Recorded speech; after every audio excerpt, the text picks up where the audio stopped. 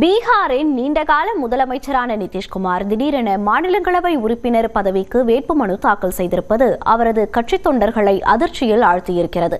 நிதிஷ்குமாரை பாஜக ஹைஜாக் செய்துவிட்டதாக அம்மாநில எதிர்க்கட்சியான ராஷ்டிரிய ஜனதா தளம் விமர்சித்துள்ளது.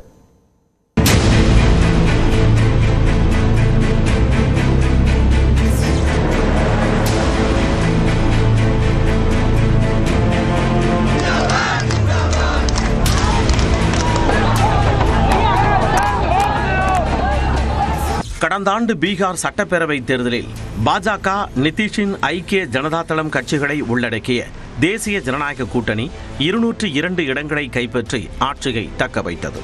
10வது முறையாக நிதிஷ்குமார் முதலமைச்சர் அரியணையில் அமர்ந்தார். இந்நிலையில் யாரும் எதிர்பார்க்காத விதமாக பீகாரில் இருந்து மாநிலங்களவை உறுப்பினர் பதவிக்கு முதலமைச்சர் நிதிஷ்குமார் போட்டியிட இருப்பதாக தகவல் வெளியானது. ஐக்கிய ஜனதா தள கட்சியினரை அதிர்ச்சிக்குள்ளாக்கிய இந்த தகவலை நேற்று உறுதிப்படுத்தினார் நிதிஷ்குமார்.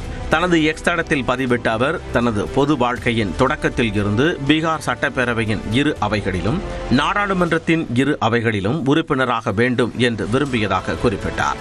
அந்த வகையில் தற்பொழுது நடைபெறும் தேர்தலில் மாநிலங்களவை உறுப்பினராக விரும்புவதாக தெரிவித்த நிதிஷ்குமார் பீகாரில் புதிதாக அமைய உள்ள ஆட்சிக்கு தான் ஆதரவு அளித்து வழிகாட்டுவேன் என உறுதியளித்தார்.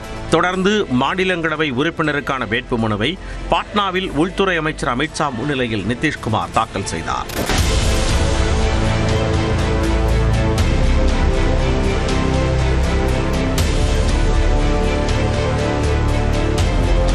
தேர்தல் முடிந்த 4 மாதத்தில் முதல்வர் பதவியில் இருந்து நிதிஷ்குமார் விலகுவது ஐக்கிய ஜனதா தள தொண்டர்களை ஆத்திரத்தில் ஆழ்த்தியது. பாட்னாவில் உள்ள கட்சி அலுவலகம் முன்பு அவர்கள் போராட்டத்தில் ஈடுபட்டனர். அலுவலகத்தில் இருந்த பொருட்களும் சூறையாடப்பட்டன.